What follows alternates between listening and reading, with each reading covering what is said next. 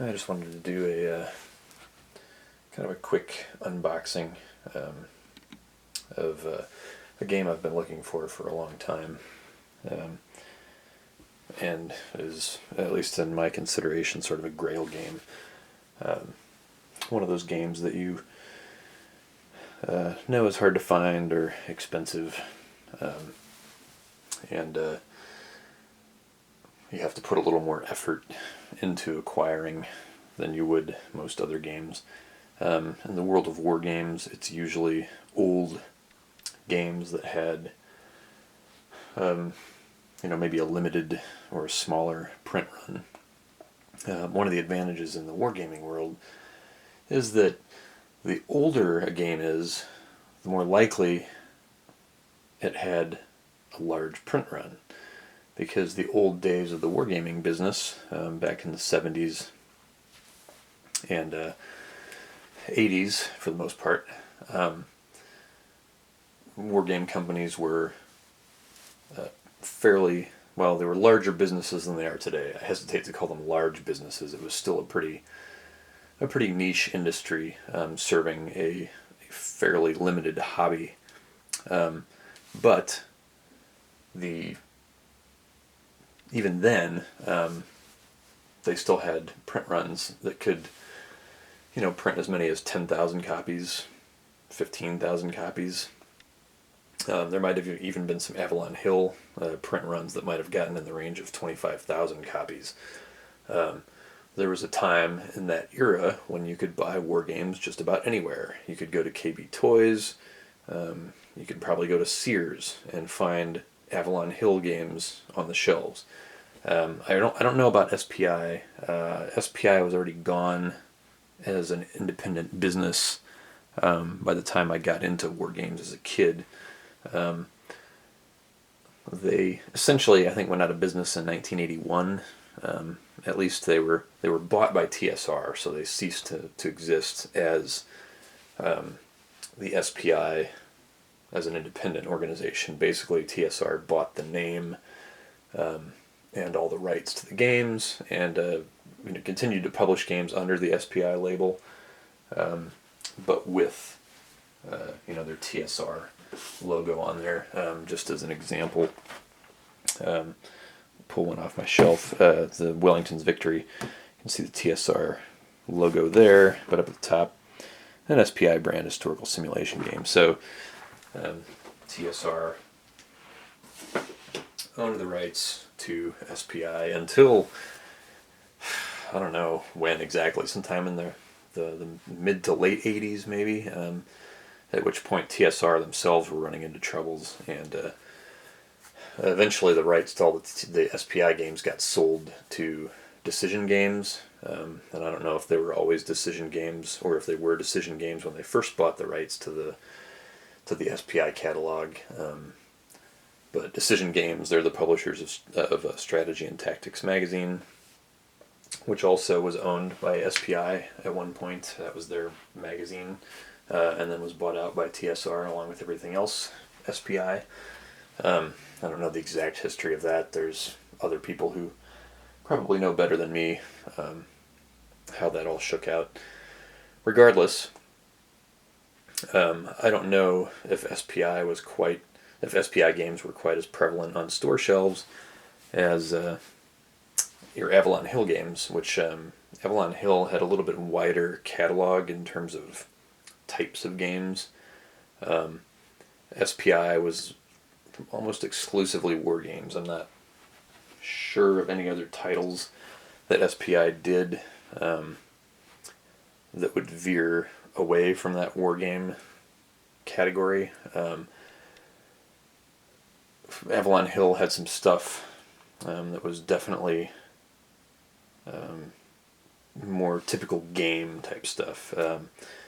As an example, you can look over here at most of my Avalon Hill titles are all clustered together. I've got some over in my chronological war game section, like Hitler's War, and I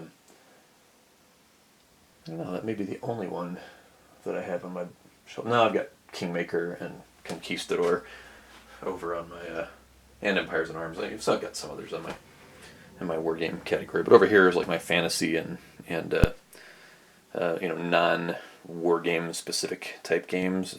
So in that range, I would include something like Gunslinger, which is a tactical battle game, but you're handling individual people on each counter, so you're doing sort of tactical gunfights. So I separated it out from my other war games, but some people would probably include it in their war game list because there are some historical gunfights in there. So from that regard, it is like a historic tactical game. But Kremlin would be a good example.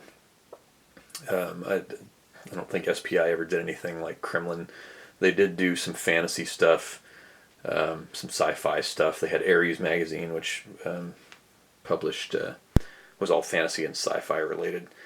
And I think all that stuff happened late in the SPI career when they were trying to compete with TSR and get some of that fantasy Dungeons and Dragons market or sci-fi related stuff.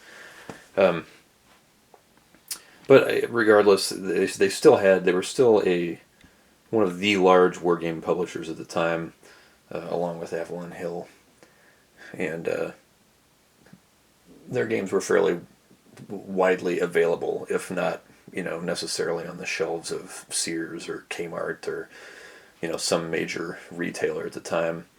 They're certainly more prevalent than any other wargame today. If you can, I'm trying to think of where you could buy war games today outside of a dedicated hobby shop, and even then, I live in Indianapolis, which is one of the larger metropolitan areas in the country, and there is not a single hobby store in the Indianapolis area and in all of central Indiana that carries war games on their shelves. The closest one is a place called the Game Preserve, and you can maybe find a copy of Twilight Struggle or Commands and Colors Ancients. A couple of GMT games are on their shelves. That's it. And they are the Indianapolis area's largest board game and miniatures game retailer. They sell all the Warhammer stuff, D&D stuff, anything Fantasy Flight, any of your major Euro games, all kinds of niche and hobby board games. They do not have war games hardly at all. They do carry strategy and tactics, though, so you can actually get the latest issue with game of strategy and tactics, which is, considering that they sell that, I'm surprised they don't have more war games. But regardless, nowhere in Indianapolis can you walk in and look at a shelf with war games from different publishers like GMT or MMP or Compass Games or Worthington or any of those. If you want war games in Indianapolis or in central Indiana, you have to order them off the internet. These SPI games were from an era when you didn't have to do that, or you couldn't do it. I mean, catalogs, yes, you could order something from a catalog, but for the most part, people were buying things from brick and mortar retailers. So, in some ways, though, the internet is one reason we still have war games at all today. Back in this era, when you had to do these large print runs and keep stock on your shelves, they ran these businesses like normal businesses, and eventually they went out of business because they couldn't compete with video games, PC games, that sort of thing, and the industry just grew past them. And as people found their dollars fractured in more and more different leisure time activities, things like war games fell by the wayside, and your companies like SPI, your big publishers like SPI and Avalon Hill, all went belly up. You saw the rebirth of war game publishers in the mid-90s, early 90s with GMT, and everything now is essentially a P500 or pre-order based industry, such as it is even an industry that's almost a too large a term for what it actually is. It's almost a hobby publishing business, because all these places are very, very small businesses. Even your biggest wargame publisher, GMT, is a very small business that employs just a handful of people. And their largest print runs are probably somewhere in the range of maybe 5,000. and that would be for something huge, one of their cornerstone games like Twilight Struggle or Dominant Species or something like that. They may run 5,000 copies of that during a print run. None of these businesses are large enough, GMT, MMP, Worthington Compass, none of these businesses, Clash of Arms, none of these businesses are large enough to support any kind of inventory or any kind of stock. They do, maybe 1,500 to 2,000 games in a print run, sell all of them, maybe reprint them if there's a big enough market, but otherwise, this is just a tiny, tiny, tiny hobby compared to what it once used to be. So it leads to this weird irony where you have games like this, Art of Siege, which is basically a large print run game, but it's 36 years old. Because it was a large print run game, 36 years later, you can still find copies of it and not have to pay an absolute fortune. Well, you might have to pay a fortune for what some people would... You would pay what some people, or, well, most people would consider a fortune for a board game. But any board game collector would say, no, it's not worth a fortune. It's expensive, yes. Prohibitively expensive, no. And for a game that's almost 40 years old, that's pretty impressive. But consider newer games printed more recently. Think of something like Case Blue or DAC 2 from MMP. These were monster war games that were printed in fairly small print runs. And you end up with those games costing in the range of $350, $400. Maybe not for DAC 2. DAC 2 you can usually find for $250 or $300, but that's a game that was printed less than 10 years ago and now costs a fortune because it's out of print, because these companies can only afford to do tiny print runs. So it makes me wonder just how much those games are going to cost in 36 years, given that only 1,500 of them were ever printed, compared to something like this, where, Art of Siege, this was a fairly small print run for SPI, I believe, and yet, they probably printed 10,000 copies of this. So it's just this weird scale where really old games, almost 40-year-old games, even in good shape or unpunched, still are not going to be as expensive as something from MMP or GMT that's out of print but was just printed 5, 6, 10 years ago. Those are fetching generally more prices, more money, higher prices than something like this would. So I got this. I was hoping to find this for about $80. Sometimes you can see copies of this for in the $80 to $100 range. I was able to find a copy almost entirely unpunched, in very good shape, as you can see. The box, no blown corners or anything like that. Just some general age and wear on it. Kind of a little bit of sagginess on one part of the lid there. I was able to find a decent copy of this for just over $100. So good deal for me. That's worth it for me for a Grail game like this. As you can see, it's the old SPI. It's what they call the detergent box, or the soap box size game, which I think this is about a 4-inch depth box, which they usually reserve for their monster treatment games. This is not a monster game. This is actually a quad, which has 4 siege-related games in it,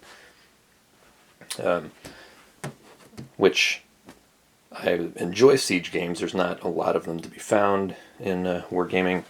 A notable example, and one of the pinnacles of the genre, is their Siege of Jerusalem, which is about the Siege of Jerusalem. This one's got a range of siege games in it. It's got Tyre, which was an Alexander era, ancient Greek siege. You got Acre, which was during the Crusades. Lille, which 30 Years' War, maybe? I don't remember exactly. No, it's not the 30 Years' War, because I think Lille was the 18th century.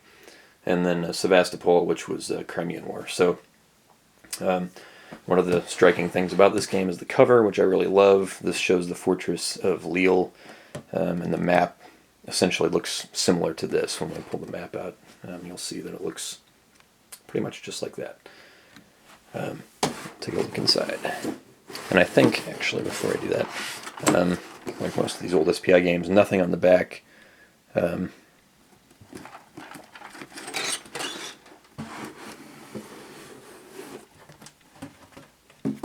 And interesting, and I never really looked to see who the designers were, but I realized Mark Herman, one of the designers on here. This was his early days as a designer. He used to work with SPI and then left when a lot of the SPI guys, after SPI got bought by TSR, a lot of the SPI guys went to Victory Games, and that's why you get a lot of great classics from Victory Games. Rules in here are separated into for each quad game. And fortunately, this is the tire rules. This is the only one that was punched of the 4 Siege games. And so these rules were the most used. And I noticed in here they did have pre-publication errata, which is in there. I don't know if there was any post-publication errata. That's something I'll look up on Board Game Geek. But these are the most used of the rules, and they're still in gorgeous shape. No marking, no annoying highlighting or anything like that, fortunately. So all the rules and that similar case organized design that SPI specializes in. I haven't really read the rules of this game or of any of these games yet. They are all slightly different. It's not like a system that employs these different sieges. It really is almost basically 4 separate games included in one box, which SPI tended to do. A lot of times they would group their quads into boxed games like these. Yeah, Leela, 1708. I have no idea what conflict that was from. War of the Spanish Succession. Okay, there you go. And then Sevastopol here last. First modern siege in the Crimean War, 1850s. For the maps, and I won't really unfold these all the way, but as you can see, the classic Redmond Simonson style from SPI of this era. Very basic, but very, very readable, very functional, and very good colors. Always with the gray borders, and then plenty of charts on the maps. Also, very, very good heavy matte finish stock for the maps, which I really, really like. And here's Acre, Richard the Lionheart Siege. Actually, it's not First Crusade. I don't remember when 1191, which crusade that was. Second or Third Crusade, maybe. This one, there's the city itself, and then you get the different Crusader camps outside of it. And then this one will have, you'll be able to do digging and the mining and that kind of stuff, where you'll have the 2 sides doing digging and mining and counter mining against each other. So good 2-player game in that regard. Here's then where the maps start to get, those are pretty basic maps with your hex grid. Then you start to get into some very colorful and interesting style design for these maps. As you can see here, no more hex grid, and it's almost like sort of this point-to-point system for Sevastopol here. The map upside down, where you're moving sort of between these sections, and then each section has sort of these approaches to it that the other side will then use, and it's sort of laid over a almost topographical map of the area. So, and again, not as many charts on this map either. You got kind of this, looks like sequence of play, and that's about it, key and so forth, but not nearly the charts that you had on the first 2 maps.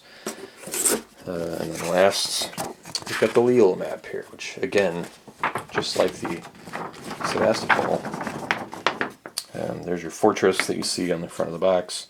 But again, it's kind of this point-to-point thing with these approaches leading up to it.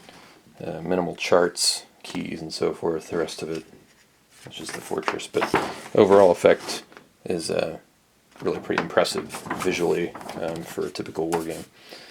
And then you got your counters, classic flat finish SPI counters. Really good die cutting for the era. A lot of die cutting, especially in the 80s, just really dodgy, with that really crappy, crumbly sort of cardboard or chipboard. And these are always, every SPI game I've ever had has great quality counters. And then here's some of these longer counters that are used for the different digging portions on Sevastopol and Lille. You can see there, that's the Lille counter sheet. And I'm going to kind of race through this because my camera is just about out of power. And then here's the Sevastopol and Lille counter sheets. Again, gorgeous counters, very functional. That matte finish, so they're not slippery. Everything's glossy now. I don't know if it's because it's cheaper or because glossy counters are more durable. I don't know. Some people have said the glossy counters actually are less durable. So, and then there's two counter trays in there. As you can see, the tire counters were already punched and sorted, so I still have to go through and count those.